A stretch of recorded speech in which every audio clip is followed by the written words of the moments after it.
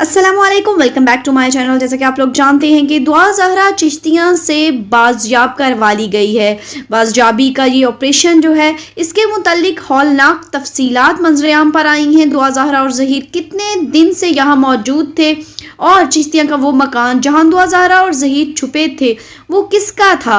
आखिर कौन था इनका फैसिलिटेटर और कौन इनको इतनी देर से सपोर्ट कर रहा था? सब जानकर जो है वो हैरान रह जाएंगे। आखिर वही उसी ने उसको पकड़वाया और उसी ने ही उनको पनाह दी। आज की इस वीडियो में डिटेल से आपके साथ इस सर्च ऑपरेशन के हवाले से बात करेंगे और वो घर भी दिखाएंगे जहां पर दुआ ज़हरा जो थी वो ज़हीर के साथ छुपी हुई थी और वहां पर किस हालत में पाई गई, पुलिस ने क्यों जो है वो कपड़े चेंज करवाए दुआ ज़हरा के।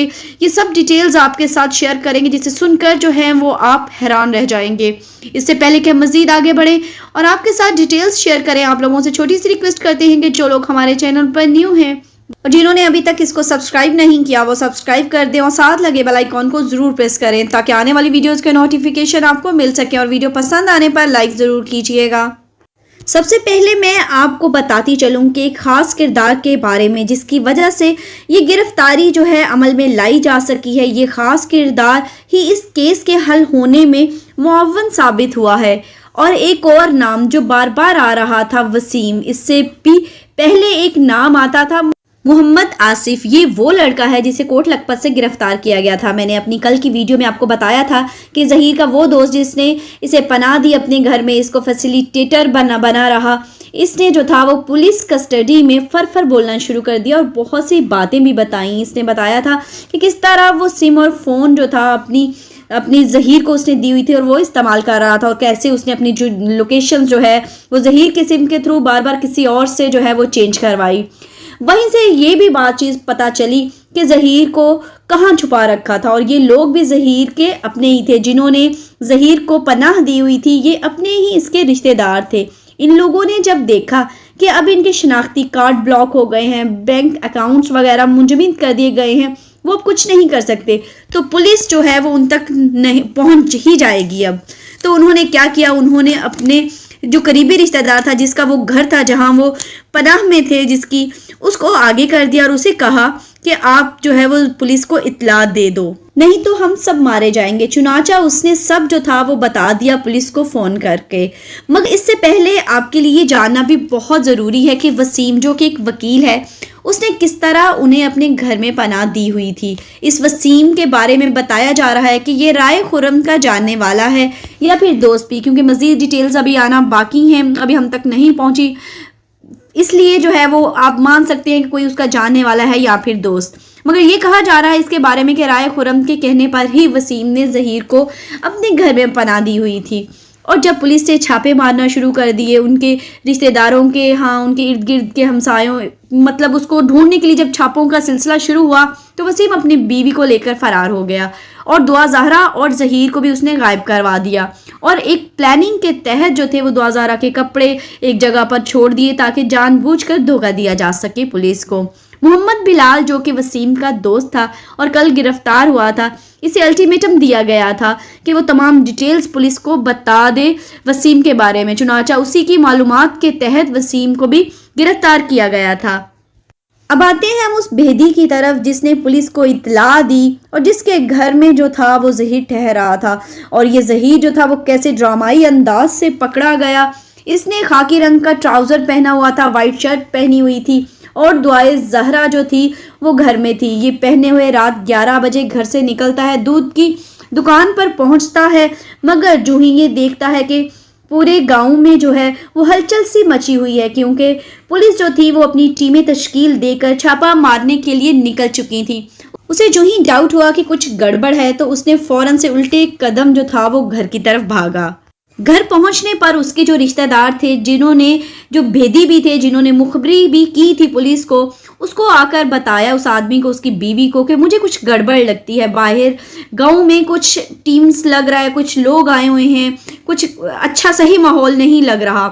जिस पर जो था वो भेदी जो था, जो मुखबर था, उसने तसल्ली दी ज़हीर को कि नहीं ऐसी कोई बात नहीं है, तुम तसल्ली करो। मगर ज़हीर जो कि एक बहुत ही शातिर और तेज़ दिमाग का था, اس نے جو تھا ان کی بات پر یقین نہ کیا اور دعا زہرا کو جو تھا لے کر وہاں سے بھی فرار ہونے کی تیاری کرنے لگا۔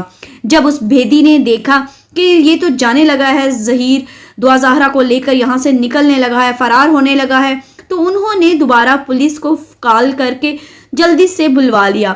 پولیس نے فوراً ہی پہنچ گئی ان کے ہاں اور انہوں نے ظہیر کو دبوچ لیا، گھیر لیا۔ اس کے ساتھ ساتھ پولیس نے اس بھیدی کو، اس کی بیوی کو بھی اپنی حراست میں لیا، مگر کچھ وقت کے لیے۔ اس کے بعد جو تھا اب سننے میں یہی آ رہا ہے کہ وہ جو ہیں آزاد ہیں، ان کو حراست میں پولیس نے نہیں لیا ہوا، کیونکہ وہ جو تھے وعدہ معاف گواہ بن چکے ہیں، وہ اس کے رشتہ دار ہی ہیں ظہیر احمد کے۔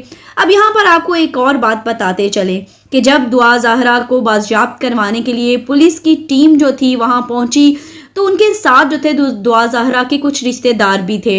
ان لوگوں کا کہنا تھا کہ دعا زہرا کی حالت جو تھی وہ ٹھیک نہیں تھی، اس کی کنڈیشن جو تھی وہ ٹھیک نہیں لگ رہی تھی، چنانچہ پولیس نے کپڑے دیے اس کو بدلنے کے لیے۔ دعا زہرا کی حالت کو کچھ بہتر کرنے کے لیے انہوں نے اس کے کپڑے چینج کروائے تاکہ اس کی حالت جو ہے وہ چھپائی جا سکے، یا پھر ہم کہہ سکتے ہیں کہ پردہ پوشی کی جا سکے کہ کن حالات میں اسے رکھا گیا تھا۔ اب آپ اس تصویر میں بھی دیکھ سکتے ہیں جس میں کہ کلیئرلی نظر آ رہا ہے دعا زہرا اور ظہیر نے اپنے شولڈر پہ بیگ پہنا ہوا ہے اور پولیس ان کو بازیاب کروا کر اس گھر سے جو ہے وہ لے کر جا رہی ہے۔ اس گھر میں سننے میں آیا ہے کہ کافی دیر انہوں نے یہاں پر گزاری ہے۔ آپ کو یہاں بتاتے چلیں کہ ان کی بازیابی بہاول نگر کے قریبی علاقے چشتیاں سے ہوئی ہے۔ تو یہ علاقہ بھی جو ہے حویلی لکھاں کے قریب ہے، کیونکہ حویلی لکھاں بصیر پور اور دیپال پور کی ایک تحصیل ہے، اوکاڑا ڈسٹرکٹ ہے اس کا، یہ بارڈر ایریا بھی ہے۔ اور بہاول نگر کے علاقے سے ہی دعا زہرا جو ہے وہ بازیاب ہوئی ہے۔ یہاں پر کراچی اسپیشل فورس جو تھی، کراچی سندھ کی اسپیشل فورسز نے جو ہے وہ دعا زہرا کو بازیاب کروایا، اور یقیناً اب تک جو ہیں وہ پہنچ چکے ہوں گے کراچی یہ لوگ جو ہیں، کیونکہ یہ لوگ ظہیر اور دعا کو لے کر کراچی جا رہے تھے۔ اب دیکھیں کہ ان کو جو ہے وہ کورٹ میں کب پیش کیا جاتا ہے، مگر کوشش ہے کہ ان کو جلد از جلد جو ہے وہ ہائی کورٹ میں پیش کیا جائے، مگر دیکھیں یہ لاہور ہائی کورٹ میں پہلے پیش ہوتے ہیں یا پھر سندھ ہائی کورٹ پر، یہ اب ان عدالتوں پر ڈیپینڈ کرتا ہے کہ یہ کیا فیصلہ کریں گی۔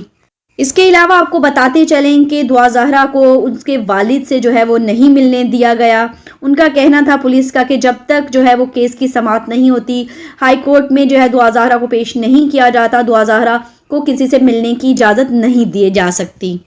اور اب ظہیر بھی چونکہ حراست میں ہے، تحویل میں ہے، تو یقیناً اب بہت سی باتیں کھل کر سامنے آئیں گی، کیونکہ یہ ایک شخص جو ہے جس نے ہر پورے تینوں صوبوں کی پولیس کو ہلا کر رکھ دیا تھا اور ایک چھلاوا بنا ہوا تھا، کبھی ادھر سے ادھر اور کبھی ادھر سے ادھر، اس طرح سے جو تھا وہ یہ منظر عام پر آ رہا تھا، کر رہا تھا اپنی حرکتیں، اور اب فائنلی جو پولیس کی حراست میں ہے تو اب طوطے کی طرح تھے، انشاءاللہ تعالی یہ بھی بولنا شروع ہو جائے گا فر اور ساری ڈیٹیلز جو ہے وہ سامنے رکھے گا، اور انشاءاللہ تعالی عدالت جو ہے وہ بہت بہتر فیصلہ کرے گی پہلے کی طرح۔ اللہ پاک جو ہے وہ سب کی ماؤں بہنوں بیٹیوں کی عزتوں کو محفوظ رکھے، اللہ پاک سب کو اپنے حفظ و امان میں رکھے، ہر ناگہانی آفت اور مصیبت سے بچائے۔ مجھے بھی دعاؤں میں یاد رکھے گا، انشاءاللہ تعالی پھر ملیں گے نیکسٹ ویڈیو میں، تب تک اجازت دیجیے گا، اللہ حافظ۔